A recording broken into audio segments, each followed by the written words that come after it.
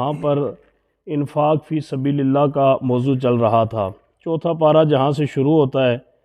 تو اللہ تعالیٰ فرماتے ہیں کہ تم اس وقت تک کامل نیکی حاصل نہیں کر سکتے یا اجر و ثواب حاصل نہیں کر سکتے حتیٰ تنفقوا مما تحبون، کہ جب تک تم اس چیز کو اللہ کے راستے میں خرچ نہ کرو جس کو تم محبوب سمجھتے ہو۔ ہم مسجدوں کے اندر یا کسی جگہ پہ اللہ کے راستے میں اگر پیسے دینے ہوں تو پھٹا ہوا نوٹ ہم تلاش کرتے ہیں۔ جمعہ کے دوران اکثر دیکھا ہے لوگوں کو کہ جب وہ مساجد کے اندر جہاں پر جمعہ والے دن جو چندہ کرتے ہیں تو وہ جیب سے نہ پیسے نکالتے اور دیکھتے کہ پھٹا ہوا اس میں سے کون سا نوٹ ہے جو ٹائر شاپ پہ بھی نہیں چلے گا، محلے کی دکان پہ بھی نہیں چلے گا، چلو وہ مسجد میں دے دیتے ہیں۔ تو اللہ تعالیٰ فرماتا ہے کہ نہیں، اگر تم اس طریقے سے اللہ کے راستے میں خرچ کرو گے تو پھر تم جو اس کامل اجر و ثواب ہے اس سے محروم رہو گے، بلکہ اللہ کے راستے میں جو تمہیں سب سے زیادہ محبوب چیز ہے یا جس چیز کو تم زیادہ پسند کرتے ہو اللہ کے راستے میں اس کو ہی صدقہ کرو، اس کی قربانی کرو۔ قربانی کا جانور بھی اسی لیے کہا گیا ہے کہ بے شک وہ گوشت اس کا تھوڑا ہو، گوشت کے لحاظ سے قربانی کے جانور کو نہیں دیکھنا چاہیے بلکہ اس کی خوبصورتی کو دیکھنا چاہیے۔ آپ مارکیٹوں کے اندر جب جاتے ہیں تو وہاں پر جو قربانی کا جانور زیادہ خوبصورت ہوتا ہے اس کی قیمت زیادہ ہوتی ہے اور وہ لاکھوں کے اندر جو ہے وہ بکتا ہے اور اس کو شوقین لوگ جو ہے وہ خرید کے پھر اللہ کے راستے کے اندر قربان کرتے ہیں۔ اس کا مقصد یہ ہوتا ہے کہ لن تنالوا البر حتی تنفقوا مما تحبون، کہ تم اس محبوب چیز کو اللہ کے راستے کے اندر خرچ کیا کرو۔ پھر تحویل قبلہ تھی اور یہودیوں نے بڑا شور و غل شروع کر دیا، کہنے لگے بیت المقدس دیکھے، یہ کعبہ شریف سے افضل ہے، اسے زمین پر اللہ تعالیٰ کا پہلا گھر ہونے کا شرف حاصل ہے۔ تو اللہ تعالیٰ نے پھر انا اول بیت وضع للناس للذی ببکۃ مبارک وہدیٰ، اللہ تعالیٰ نے فرمایا کہ یہ تمہاری غلط فہمی ہے کہ بیت المقدس وہ زمین پر اللہ کا پہلا گھر ہے، بلکہ روح زمین کے اندر جو سب سے پہلی عبادت گاہ اللہ نے بنائی ہے وہ کعبہ شریف ہے۔ یہ یہودیوں کی غلط فہمی ہے، وہ جو یہ کہتے ہیں کہ بیت المقدس جو ہے یہ کعبہ شریف سے افضل ہے۔ کعبہ جو ہے یہ اللہ کا سب سے پہلا گھر ہے جس کو اللہ نے تعمیر فرمایا ہے۔ پھر اللہ تبارک و تعالیٰ نے کعبہ شریف کی عظمت کو بیان کرتے ہوئے فرمایا کہ کعبہ وہ جگہ ہے جہاں پر مقام ابراہیم ہے۔ مقام ابراہیم کس جگہ کو کہا جاتا ہے؟ جب انسان جاتا ہے طواف کرتا ہے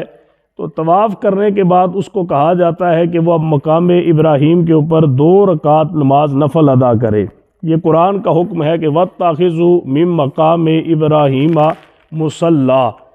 کہ ابراہیم کا جو مصلی ہے اس جگہ پہ 2 رکعت نماز نفل پڑھو۔ اب وہ جگہ کون سی ہے؟ یہ جو لوگ کہتے ہیں کہ نماز کے اندر اگر کسی کا خیال آ جائے تو نماز ٹوٹ جاتی ہے، اللہ کے علاوہ کسی کا خیال آ جائے تو نماز ٹوٹ جاتی ہے، یہاں تک کہ حضور صلی اللہ علیہ وسلم کا اگر نماز کے اندر خیال آ جائے تو نماز ٹوٹ جاتی ہے۔ آپ ان سے یہ پوچھیں کہ جب آپ مقام ابراہیم کے اوپر نفل پڑھ رہے ہوتے ہیں تو اس وقت آپ کے دل میں کس کا خیال ہوتا ہے؟ بندہ یہی خیال ہوتا ہے نا کہ یہ مقام ابراہیم ہے، حضرت ابراہیم نے اس جگہ پر کھڑے ہو کر کعبہ شریف کو تعمیر فرمایا تھا۔ تو اللہ تعالیٰ نے فرمایا کہ جس جگہ پہ میرے نبی ابراہیم کے قدم لگے ہیں، جب تک تم حج کے دوران، عمرے کے دوران اس جگہ پہ اپنی پیشانی کو نہیں رکھو گے میں تمہارا حج اور عمرہ قبول نہیں کروں گا۔ یہ قرآن کی آیت ہے کہ وَاتَّخِذُوا مِن مَّقَامِ إِبْرَاهِيمَ مُصَلَّى، کہ ابراہیم جس جگہ پہ کھڑے ہو کر کعبہ شریف تعمیر کر رہے تھے، حضرت ابراہیم علیہ السلام جس پتھر پہ کھڑے ہو کے آپ جو ہے وہ کعبے کی تعمیر فرما رہے تھے تو وہ پتھر خود بخود جو ہے وہ بلند ہو رہا تھا۔ پھر حضرت ابراہیم کو جتنا نیچے آنا ہوتا وہ آتا، یعنی سیڑھی کی وہاں پہ ضرورت نہیں تھی۔ تو حضرت اسماعیل علیہ السلام جو ہے وہ تکاریاں بھر بھر کے گارے کی اور مٹی جو ہے وہ جو ضرورت پتھر ہوتے تھے تو حضرت اسماعیل علیہ السلام اور حضرت ابراہیم علیہ السلام نے مل کر اللہ کا وہ گھر تعمیر فرمایا۔ تو اللہ تعالیٰ فرماتا ہے کہ یہاں پر مقام ابراہیم ہے۔ مقام ابراہیم وہ جگہ ہے کہ یہودیوں کے بھی جو دادا تھے حضرت ابراہیم علیہ السلام، چونکہ یہودی حضرت اسحاق کی اولاد میں سے ہیں، حضرت اسحاق ابراہیم کے بیٹے ہیں، تو اللہ تعالیٰ نے فرمایا کہ وہ بدبختو تمہیں کیا پتہ کہ کعبے کی کیا عظمت ہے؟ کعبہ میرا پہلا گھر ہے جس کو سب سے پہلے فرشتوں نے تعمیر کیا، پھر حضرت آدم نے اس کو تعمیر فرمایا، اور آخری جو اس کی تعمیر ہے وہ حضرت سیدنا ابراہیم علیہ السلام نے اپنے بیٹے اسماعیل کے ساتھ مل کر کی ہے۔ پھر دوسرا فرمایا کہ یہاں پر زمزم کا جو ہے وہ چشمہ ہے، جنتی پانی ہے یہاں پر، حضرت اسماعیل کی ایڑیوں سے رگڑا ہوا جو زمزم کا چشمہ ہے وہ وہاں سے جو جاری ہوا ہے یہ اس جگہ پر موجود ہے۔ پھر فرمایا کہ وہاں پر حتیم موجود ہے، اور پھر فرمایا کہ یہ حرم وہ جگہ ہے کہ جہاں پر داخل ہونے والے ہر بندے کو میں امن دے دیتا ہوں۔ اللہ تعالیٰ فرماتے ہیں کہ یہ تمہاری غلط فہمی ہے کہ بیت المقدس جو ہے یہ زیادہ عظمت والی جگہ ہے، بلکہ سب سے زیادہ عظمت والی جگہ جو ہے وہ کعبہ شریف ہے، جدھر میرا محبوب اب منہ کر کے نمازیں پڑھ رہا ہے۔ اس کی تعمیر رب جلیل نے خود حکم ارشاد فرمایا کہ کعبے کو تعمیر کیا جائے۔ نقشہ حضرت جبریل علیہ السلام نے اس کا تیار فرمایا، اور اس کے معمار جو ہے وہ حضرت خلیل تھے، اور مزدوروں کے اندر حضرت سیدنا اسماعیل علیہ السلام جو ہے وہ حضرت ابراہیم کے معاون رہے، اور پھر یہ کعبہ شریف کی عمارت جو ہے وہ تیار ہوئی۔ حج کی فرضیت جو ہے یہ اللہ تعالیٰ نے اس چوتھے پارے کے اندر جو ہے یہی سورہ آل عمران کے اندر حج کے حوالے سے بیان فرمایا ہے کہ حج زندگی میں ایک دفعہ کرنا جو ہے یہ ہر انسان کے اوپر فرض ہے۔ اگر کوئی شخص 10 دفعہ حج کرتا ہے، ایک ہی حج اس کا فرض ہوگا، باقی سارے حج نفلی حج ہوتے ہیں۔ حج ایک ہی ہوتا ہے زندگی کے اندر جو انسان کے اوپر فرض ہوتا ہے، اور باقی اگر وہ کوئی حج کرتا ہے تو وہ نفلی حج ہوتے ہیں۔ اس کا بہترین طریقہ یہ ہے کہ اگر کوئی صاحب استطاعت آدمی ہے، اس کے پاس اتنی زیادہ دولت ہے، تو وہ حج بدل لوگوں کو کروائے، بجائے ہر سال خود جانے کے، کبھی کسی آدمی کو بھیج دے کبھی کسی آدمی کو بھیج دے، تو اس کو پھر 2 ثواب ملیں گے۔ ایک ثواب اس کو حج کا ملے گا، اور دوسرا ثواب جو کسی آدمی کو بھیج کر وہاں پر اس کے حج کا ذریعہ بنے گا، اللہ اس کو ڈبل جو ہے وہ اجر و ثواب عطا فرمائے گا۔ کا حج جو ہے یہ حضرت سہیان کے حضرت ابو ذر غفاری رضی اللہ تعالیٰ عنہ سے ایک روایت ہے کہ آپ سے صحابہ نے عرض کی کہ یا رسول اللہ زمین پر سب سے پہلی مسجد کون سی تعمیر کی گئی؟ تو آپ نے فرمایا مسجد حرام۔ یہ مسجد حرام جو ہے یہ سب سے پہلی مسجد ہے جس کو اللہ تعالیٰ نے زمین کے اوپر جو ہے وہ تعمیر فرمایا۔ پھر اسی پارہ نمبر 4 کے اندر یہ ہے کہ امت مسلمہ کنتم خیر امت اخرجت للناس، بہترین امت کون سی امت ہے؟ حضور صلی اللہ علیہ وسلم کی امت بہترین امت ہے۔ وجہ کیا بیان فرمائی کہ تم اس لیے بہترین امت ہو کہ تم ساری کی ساری کتابوں پہ بھی ایمان رکھتے ہو اور سارے انبیاء پر بھی ایمان رکھتے ہو۔ ایک امت ہے۔ اب یہودی جو ہے وہ آ کر حضرت موسیٰ علیہ السلام پہ رک گئے، انہوں نے کہا ہم عیسیٰ کو نہیں مانتے۔ حضرت عیسیٰ پہ جو نازل ہونے والی کتاب انجیل ہے ہم اس کو نہیں مانتے۔ عیسائی آ کر حضرت عیسیٰ پر رک گئے، حضرت عیسیٰ پر نازل ہونے والی کتاب انجیل پہ رک گئے، انہوں نے کہا ہم انجیل اور عیسیٰ کے علاوہ کسی کو نہیں مانیں گے۔ مسلمان واحد وہ امت ہے کہ جو ساری کتابوں کو مانتی ہے، آسمانی کتابیں ساری جو ہے وہ ان کو مانتے ہیں۔ اب دیکھیں نا یہودیوں کے ساتھ ہماری لڑائی کیا ہے، وہ قرآن کو نہیں مانتے، ہم توریت کو مانتے ہیں۔ عیسائیوں کے ساتھ ہماری لڑائی کیا ہے کہ ہم جو ہے وہ انجیل کو مانتے ہیں، لیکن عیسائی قرآن کو نہیں مانتے۔ اب اگر دنیا میں دیکھا جائے تو فتنہ وہ لوگ پھیلا رہے، فتنہ ہم نہیں پھیلا رہے۔ اگر دنیا کے اندر دیکھا جائے تو فساد وہ لوگ پھیلا رہے ہیں کہ ہم ان کی کتاب کو تو مانتے لیکن وہ ہماری کتاب کو نہیں مانتے، ہم ان کے نبی کو تو مانتے لیکن وہ ہمارے نبی کو نہیں مانتے، ہم ان کی کتاب کی عزت کرتے لیکن وہ ہماری کتاب کی عزت نہیں کرتے، ہم ان کے نبی کی عزت کرتے وہ ہمارے نبی کی عزت نہیں کرتے۔ تو اب زیادتی ہم کر رہے ہیں یا وہ کر رہے ہیں؟ اگر دیکھا جائے تو یہ تو زیادتی ان کی طرف سے ہے۔ ہم تمام کتابوں کے اوپر امت محمدی وہ واحد امت ہے کہ جو سارے نبیوں پر ایمان رکھتی ہے۔ امت محمدی واحد امت ہے کہ جو ساری آسمانی کتابوں پر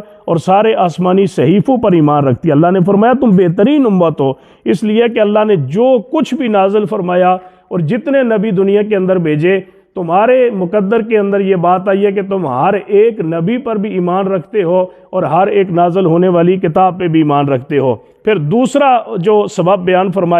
فرمایا کہ امر بالمعروف و نہی عن المنکر، تم نیکی کا حکم دیتے ہو اور برائی سے روکتے ہو۔ اب قیامت تک کسی نبی نے نہیں آنا، قیامت تک کسی رسول نے نہیں آنا، قیامت تک کسی آسمانی کتاب نے نہیں آنا، ظاہر ہے نیکی کا حکم تو دینا ہی پڑے گا، نیکی تو قیامت تک جاری رہے گی۔ اب یہ کون اس کام کو کرے گا؟ اللہ نے فرمایا اے محبوب یہ تیری امت ہی اس کام کو جو ہے وہ سر انجام دیتی رہے گی، لیکن اگر اس امت نے اس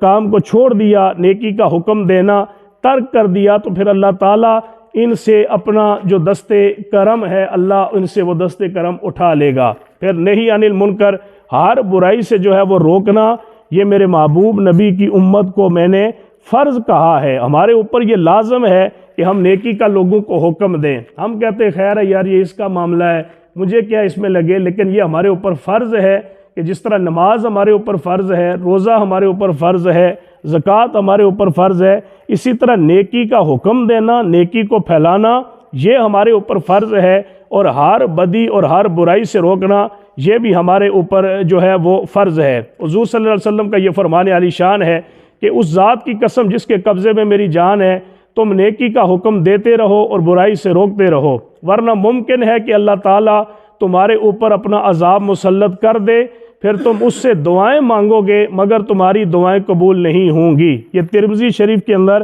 اور ابن ماجہ کے اندر یہ حدیث مبارکہ موجود ہے۔ آج مجھے آپ یہ بتائیں کہ مسلمانوں کی کون سی دعا قبول ہوتی ہے؟ مجھے تو ویسے نہیں لگتا۔ یہاں پہ جب ہم بارشیں مانگتے رہتے بارشیں ہوتی نہیں ہیں، جب ہم بارشیں مانگنا چھوڑ دیتے اللہ تعالیٰ بارشیں شروع کر دیتا ہے۔ اب دیکھیں نا، کشمیر کے لیے 70 سال ہو گئے ہمیں دعا کرتے ہوئے، اللہ کشمیر کو آزادی عطا فرما، تو اللہ تعالیٰ دعا سنتا بھی ہے، اللہ دعا قبول بھی فرماتا ہے، لیکن وجہ کیا ہے کہ ہماری دعاؤں کو اللہ قبول کیوں نہیں فرماتا؟ حج ہوتا ہے، حج کے دوران بھی کشمیر کی آزادی کی دعائیں مانگی جاتی ہیں، لاکھوں لوگ سال میں جو ہے وہ رمضان شریف کے عمرے پہ جاتے ہیں، اللہ کے گھر میں دعائیں ہوتی ہیں۔ ابھی فلسطین کے حالات آپ کے سامنے چل رہے ہیں، کتنے سالوں سے بیت المقدس قبلہ اول وہ یہودیوں کے پاس ہے، ابھی فلسطین کے جو حالات چل رہے ہیں، رمضان شریف کا مہینہ ہے، کوئی مسلمانوں کی ایسی مسجد پوری دنیا کے اندر نہیں ہے کہ جس نے فلسطین کے لیے دعا نہ مانگی ہو۔ کوئی مسلمان ایسا نہیں ہے، میں یہ حلفیہ طور پہ کہہ سکتا ہوں،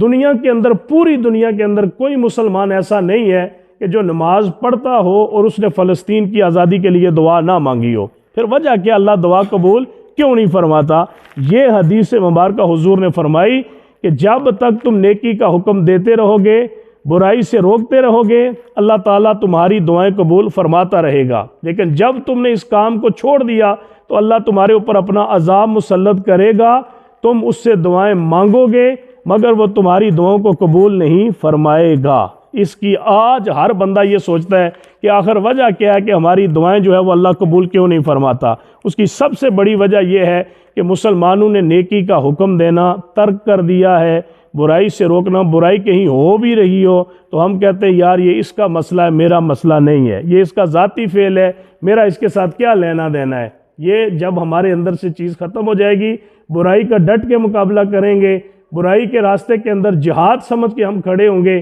اور اچھائی کے لیے اپنی ہر قربانی جو ہے وہ دینے کے لیے تیار ہو جائیں گے، تو اس وقت اللہ ہماری دعائیں بھی قبول فرمائے گا اور اللہ ہمیں عزت بھی عطا فرمائے گا۔ پھر اسی جو پارہ نمبر 4 ہے سورہ آل عمران، اس کے اندر غزوہ بدر کا ذکر موجود ہے۔ غزوہ بدر کے اندر صرف 313 مسلمان جو ہے وہ اس غزوے کے اندر شریک ہوئے تھے اور اللہ تعالیٰ نے ان کو فتح عطا فرمائی تھی۔ غزوہ بدر کا مختصر جو ہے وہ ذکر آل عمران کے اندر اللہ تعالیٰ نے فرمایا ہے، تفصیل کے ساتھ جو ہے یہ یہاں پر جو اللہ نے ذکر فرمایا ہے سورہ آل عمران کے اندر 4 پارے کے اندر وہ غزوہ احد کا ذکر فرمایا ہے، جو 55 آیات جو ہے وہ اس سورہ آل عمران کے اندر جو ہے وہ اللہ تعالیٰ نے اس غزوہ احد کے حوالے سے بیان فرمائی ہے۔ غزوہ بدر کے اندر جب ان کو شکست ہوئی تو انہوں نے بدلہ لینے کے لیے پورے طریقے سے تیاری کی کہ ہم جو ہے وہ مسلمانوں سے غزوہ بدر کا بدلہ لیں گے۔ انہوں نے ہم کو شکست دی ہے۔ 3 ہجری کے اندر ابو سفیان ایک لشکر تیار کر کے اس نے مدینہ شریف کے اوپر چڑھائی کر دی۔ جو لوگ عمرہ کرنے جاتے ہیں وہ سارے کے سارے غزوہ احد کے اندر جاتے ہیں۔ امیر حمزہ رضی اللہ تعالیٰ عنہ کا جہاں پہ مزار ہے وہاں پہ تقریباً یہ بالکل مدینہ شریف کے اندر ہی وہ تھوڑا سا 3-4 کلومیٹر کا شاید فاصلہ وہاں پر ہے، تو وہ قریب ہی ہے۔ قریش نے بڑی تیاری کی، 3000 انہوں نے جو ہے وہ جنگجو تیار کیے، 200 گھوڑ سوار تیار کیے، 700 زرہ پوش لوگ تھے، 3000 اونٹ تھے، 500 عورتیں بھی ساتھ تھی، اور اسلامی لشکر کے پاس صرف 3000 جو ہے وہ لشکر کے 3000 لشکر کے مقابلے میں صرف 700 مسلمان تھے غزوہ احد کے اندر۔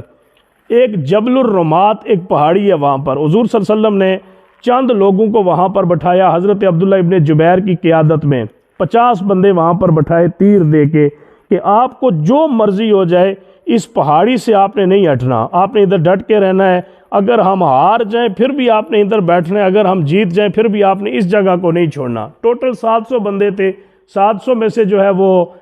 50 بندہ تو آپ نے اوپر جو ہے وہ بٹھا دیا جبل الرمات کے اوپر جو پہاڑی تھی، تو ادھر جو ہے وہ نیچے گمسان کی جب لڑائی شروع ہوئی تو اللہ تعالیٰ نے مسلمانوں کو پھر فتح عطا فرمائی۔ جب فتح مل گئی تو مسلمان جو ہے وہ مال غنیمت سمیٹنے میں لگ گئے، دشمن جو ہے وہ بھاگ گیا۔ تو وہ جو اوپر بیٹھے ہوئے تھے انہوں نے کہا کہ اب تو دشمن چلا گیا ہے، مال غنیمت جو ہے وہ سمیٹنے میں سارے لگ گئے، تو وہ بھی جو ہے وہ اس پہاڑی سے نیچے اتر آئے غزوہ احد کے اندر۔ پھر پیچھے سے دشمن کو جب یہ پتہ چلا کہ مسلمان خاص کر کے جو ہے وہ اوپر جو پہاڑی کے اوپر بیٹھے ہوئے تھے انہوں نے اپنا ٹھکانہ چھوڑ دیا ہے، تو انہوں نے پھر پیچھے سے حملہ کیا، اور اس حملے کے اندر پھر مسلمانوں کو پھر دوبارہ سے شکست ہوئی۔ حضرت امیر حمزہ، حضرت ابو دجانہ، حضرت علی المرتضیٰ شیر خدا، اتنے جلیل القدر جو مجاہدین اس غزوے کے اندر شامل تھے، لیکن اس میں پھر جو ہے وہ 70 کے قریب صحابہ شہید ہوئے، جن کے اندر حضرت سیدنا امیر حمزہ رضی اللہ تعالیٰ عنہ وہ بھی اس شہادت کے رتبے پہ فائز ہوئے۔ یہاں اللہ بتانا یہ چاہتا ہے کہ جو تمہارا امیر ہوتا ہے، جو تمہارا امیر ہوتا ہے، وہ اللہ کے نبی نے فرمایا کہ اگر ناک کٹا کالا حبشی بھی تمہارے اوپر امیر مقرر کر دیا جائے تو اس کی اطاعت کرو۔ اطیعوا اللہ و اطیعوا الرسول و اولی الامر منکم۔ جو تم میں سے آج کل جو ہمارا ماحول بن چکا ہے، گھر کے اندر اگر باپ کوئی بات کہتا ہے تو اولاد اس کی بات نہیں مانتی، محلے کے اندر اگر کوئی بڑا آدمی کوئی بات کہتا ہے، میں یقین جانے یہ سامنے بچے جو ہے نا، میں روز ان کے پیچھے لگاؤں، میں ان کو نہیں سنبھال سکتا کہ یار ٹھوس ٹھوس جناب یہ قاری صاحب رات کو جو ہے نا وہ مطلب منزل پڑھتے رہتے ہیں، یہ کہیں 8-9 بجے جا کے جو ہے سو جاتے ہیں، تو وہ جناب وہ آج کل وہ پٹاخہ سسٹم چلا ہوا ہے۔ میں سوچ رہا تھا یہ دکاندار سے جا کے پوچھوں گا کہ یار دن کی کتنی بچت ہوتی ہے پٹاخوں میں سے، وہ میں تجھے دے دیا کروں گا، تو خدا کے لیے یہ پٹاخے سب کے لیے عذاب بنا ہوا ہے۔ لو دروازوں کے سامنے جناب کے ٹھس کر کے وہ چلے جاتے ہیں، پورا محلہ تنگ پڑا ہوتا ہے، تو کوئی کسی کی بات سننے کو تیار نہیں ہوتا۔ جب آپ کا دور تھا، اس دور میں علاقے کا جو بڑا آدمی ہوتا تھا وہ صرف ایک بات کر دیتا تھا، باقی اس کا کام ہوتا تھا بات کرنا، اس بات کے اوپر عمل درآمد جو ہے وہ لوگ خود بھی کرتے تھے اور کرواتے بھی تھے۔ آج کل مسلمانوں کے اندر یہ سب سے بڑی بیماری آ گئی ہے کہ وہ ہر کوئی لیڈر ہے، ہر کوئی امیر ہے، اور ہر کوئی اپنے آپ کو کہتا ہے کہ مجھ سے زیادہ سمجھدار کوئی نہیں ہے۔ اللہ نے فرمایا کہ جو تمہارا امیر مقرر ہو جائے اس کا کبھی بھی حکم جو ہے وہ اسے رد نہ کرو۔ اللہ کے نبی نے تم کو کہہ دیا تھا کہ اس جگہ سے ہٹنا نہیں ہے، تم ہٹے ہو تو اس کی سزا یہ ہے کہ تمہیں شکست جو ہے وہ مل گئی ہے۔ جو ہے کثیر تعداد میں آیات مبارکہ غزوہ احد کے حوالے سے۔ اگلی جو صورت ہے 4 پارے کے اندر سورہ آل عمران کے بعد سورۃ النساء ہے۔ نساء کا معنی پتہ ہے کیا ہوتا ہے؟ عورت۔ نہیں آپ کو تو پتہ ہے نا، باقی ان کو بھی پتہ ہونا چاہیے۔ یہ جو رن مرید لوگ ہوتے ہیں نا، میں ان کو کہتا ہوں یہ سلسلہ نسائیہ سے تعلق رکھتے ہیں، لوگوں کو نہیں پتہ۔ بعض کہتے ہیں ہم چشتی ہیں، یہ کہتے ہیں ہم پنج پیری ہیں، ٹھیک ہے آپ فلانے آپ فلانے، لوگوں نے سلسلے بنائے ہوتے ہیں نا۔ تو میں جو رن مرید ٹائپ لوگ ہوتے ہیں نا، مطلب بیوی کے بالکل مرید، تو میں کہتا ہوں یہ سلسلہ نسائیہ میں سے، وہ لوگ پھر بڑے خوش ہوتے ہیں، ان کو نہیں پتہ ہوتا نسائیہ کیا ہوتا ہے۔ نساء عورت کو کہتے ہیں۔ یہ سورۃ النساء جو ہے یہ مدینہ شریف کے اندر نازل ہوئی ہے، 176 آیات ہیں، اور اس کے تقریباً جو ہے وہ 24 رکوع ہیں۔ سورۃ النساء کو نساء اس لیے کہتے ہیں کہ اس کے اندر کثرت کے ساتھ جو مسائل بیان ہوئے ہیں وہ خواتین کے حوالے سے اس کے اندر مسائل بیان ہوئے ہیں، اس وجہ سے اس کو سورۃ النساء کہا جاتا ہے۔ سورۃ النساء کے اندر کیا ہے؟ یتیموں کا مال، یتیموں کا مال نہ کھاؤ۔ اس حوالے سے بہت سخت قسم کی اللہ تعالیٰ نے جو ہے وہ وعید فرمائی ہے، اور پھر یہ کہا کہ عمدہ مال کو ردی مال سے بدلنے کی ہرگز کوشش نہ کرو۔ جائیداد کے اندر اگر بڑا بھائی آپ کا خدا نہ کرے فوت ہو جائے، چھوٹا بھائی فوت ہو جائے، اس کے بچے یتیم رہ جائیں، تو یہ کبھی بھی نہ کرو کہ یہ اچھی جائیداد ہے، یہ اچھا پلاٹ ہے، میں رکھ لیتا ہوں اور وہ اس کے بچوں کو دے دیتا ہوں۔ اللہ فرماتا ہے یہ ڈنڈی یتیموں کے حق میں نہ مارا کرو، بالکل کسی قیمت پر بھی یتیموں کا جو مال ہوتا ہے، اللہ کے نبی صلی اللہ علیہ وسلم، یہ حکم یتیم بچوں کے بارے میں بھی ہے اور یتیم بچیوں کے بارے میں بھی ہے، لیکن عام طور پر یتیم بچیوں کی میراث میں ناجائز تصرف زیادہ کیا جاتا ہے۔ یعنی حضور کی حدیث مبارکہ ہے کہ جو شخص کسی یتیم کے سر پہ اس طرح ہاتھ پھیرتا ہے، صرف ہاتھ پھیرتا ہے، اس کے سر کے نیچے جتنے بال آتے ہیں اللہ اس کو اتنا زیادہ اجر و ثواب عطا فرماتا ہے۔ تو آپ خود اندازہ کریں کہ اگر یتیم کے سر پہ صرف ہاتھ پھیرنے سے اللہ اتنا ثواب دیتا ہے، تو جو بندہ یتیم کا مال کھاتا ہے یا یتیم کے ساتھ زیادتی کرتا ہے تو اللہ تعالیٰ اس کو کتنا زیادہ جو ہے وہ عذاب دیتا ہوگا۔ یہ بہت زیادہ خاندانوں میں ہوتا ہے کہ جو اولادیں یتیم رہ جاتی ہیں، ان کے جو ورثاء ہوتے ہیں، جو اس کے جو چاچے ہوتے ہیں، پھوپھیاں ہوتی ہیں، وہ ان کے ساتھ بہت زیادتی کرتی ہیں۔ اللہ تعالیٰ نے پوری تفصیل کے ساتھ جو ہے وہ بیان فرمایا کہ یتیموں کا مال ناحق طریقے سے نہ کھاؤ، جب تک وہ عقل و شعور تک نہیں پہنچتے ان کے مال کی اسی طرح حفاظت کرو جس طرح تم اپنے مال کی حفاظت کرتے ہو۔ پھر نکاح کے بارے میں فرمایا کہ 4 عورتوں کے ساتھ نکاح کرنے کی اجازت ہے، مگر شرط یہ ہے کہ شوہر ان کے حقوق ادا کرنے کی سخت رکھتا ہو۔ اگر یہ مہنگائی کا سلسلہ رہا تو پھر میرے خیال میں ایک بھی کافی ہے، لیکن یہ ہے کہ شریعت نے 4 کی اجازت دی ہے، 4 تک جو ہے وہ انسان نکاح جو ہے وہ کر سکتا ہے۔ اہل عرب جو ہے نا وہ کرتے ہی 4 ہیں، وہ کہتے ہیں کہ 4 ضروری ہیں، اس لیے وہ کہتے ہیں کہ جہاں پر اللہ تعالیٰ فرماتا ہے نا فَانْكِحُوا مَا طَابَ لَكُم مِّنَ النِّسَاءِ مَثْنَىٰ وَثُلَاثَ وَرُبَاعَ، وہ کہتے ہیں کہ 2 سے اللہ نے شروع کیا ہے، 1 سے نہیں شروع کیا، لہٰذا 2 تو لازمی شادیاں کرنی چاہیے۔ لیکن ان بیچاروں کو پاکستان میں لا کے اگر ہم ایک بھی شادی کرا دیں تو انشاءاللہ وہ جو ہے نا وہ 2-4 سال بعد ان کو پتہ چل جائے گا کہ مطلب یہ شریعت نے جو 1 کا زیادہ زور دیا اس کے اندر حکمت کیا ہے۔ بہرحال 4 تک جو ہے وہ آپ نکاح کر سکتے ہیں۔ یورپ کے اندر جو ہے وہ قانون ہے کہ آپ عورت نکاح 1 کے ساتھ کر سکتے ہیں، ناجائز تعلق بے شک آپ 100 کے ساتھ رکھیں، لیکن آپ قانونی طور پر جو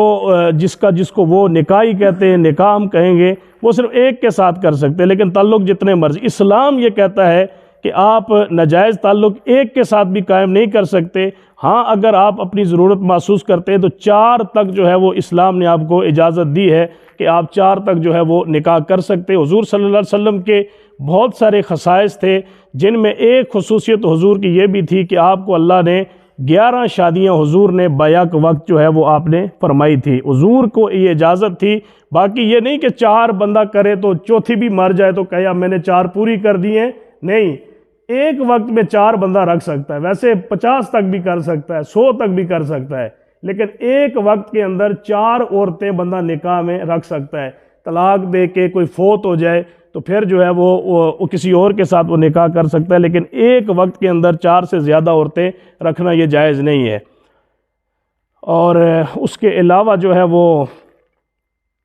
عورت کا میراث، عورتوں کی جو وراثت ہے اس کو بہت تفصیل سے بیان کیا گیا ہے کہ عورت کا حق ضرور دو۔ لوگ کہتے ہیں بچی کی شادی کی ہے تو ہم نے جو خرچہ کیا ہے وہ سارا حق اس کو دے دیا ہے، یہ بہت بڑی یہ غلط رسم ہے۔ عورتوں کا حق اسلام نے پورے طریقے سے بیان کیا ہے۔ عرب جو تھے نا عرب، وہ کہتے تھے ہم عورت کو حق کیوں نہیں دیتے؟ پہلا تو وہ کہتے تھے کہ ہم اسے کیسے مال دیں جو نہ گھوڑے پر سوار ہو سکے، کہتی تھی یہ ہمارا کاروبار بھی نہیں کر سکتی، گھوڑا بھی نہیں چلا سکتی، پھر کہتے تھے یہ تلوار بھی نہیں اٹھا سکتی، یہ دشمن کا مقابلہ ہی نہیں کر سکتی، لہٰذا یہ ہماری وراثت میں حقدار کیسے ہو سکتی؟ اللہ تعالیٰ نے اس سوچ کو رد کیا اور اللہ نے فرمایا کہ نہیں، جس طرح تمہارے بچے تمہاری وراثت کے اندر حق رکھتے ہیں اسی طرح تمہاری بچیاں بھی وراثت میں حق رکھتی ہیں۔ اب جو غیر مسلم ہیں وہ اعتراض یہ کرتے ہیں کہ دیکھیں جی اسلام نے وراثت میں ڈنڈی ماری ہے، بچے کو 2 گنا اور بچی کو 1 گنا حق ملتا ہے، یہی ہے نا؟ بچی کو کتنا حق ملتا ہے؟ مطلب اگر مثال کے طور پر 6 ہوں، کسی کے پاس 6 لاکھ روپیہ ہو اور اس کا 1 بچہ اور 1 بچی ہو تو 4 لاکھ بچے کو ملے گا اور 2 لاکھ بچی کو ملے گا۔ اب جو غیر مسلم ہے وہ کہتے ہیں دیکھیں جی اسلام نے یہاں عورت کا حق مارا ہے، لیکن اس کو یہ نہیں پتا کہ جو بچہ ہوتا ہے اس کو صرف یہی 4 لاکھ ملتا ہے۔ عورت پھر جب آگے شادی ہو کے جاتی ہے اس کو پھر بچوں کی وراثت بھی ملتی ہے اور میاں کی وراثت بھی ملتی ہے، بچے کو تو اور کوئی وراثت نہیں ملتی نا، لیکن عورت جب آگے جاتی ہے تو پھر اسلام نے پھر خاوند کا حق بھی عورت کو دیا ہے۔ پھر اسلام نے اولاد کا حق بھی عورت کو دیا ہے، تو ہم کہتے ہیں کہ عورت کو کم نہیں دیا بلکہ عورت کو مرد سے زیادہ دیا ہے۔ مرد تو ایک ہی جگہ پہ وارث بنا ہے، صرف اپنے والدین کا وارث بنا ہے، لیکن عورت جس گھر کے اندر شادی ہو کے جاتی ہے پھر وہاں پر اپنے میاں کی وارث بھی بن جاتی ہے، اور وہاں جو اس کی اولاد پیدا ہوتی ہے اس کی وارث بھی بن جاتی ہے۔